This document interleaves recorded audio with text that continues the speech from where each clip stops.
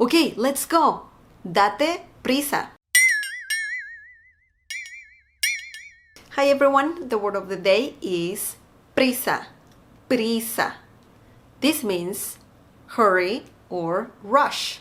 Prisa works with feminine and masculine nouns. The plural form is prisas. Now let's see a few examples. Es tarde, date prisa. Es tarde, date prisa. Tengo prisa de llegar a la oficina. Tengo prisa de llegar a la oficina. Date prisa, tenemos que llegar a la escuela. Date prisa, tenemos que llegar a la escuela. Cálmate, no estés deprisa. Cálmate, no estés deprisa.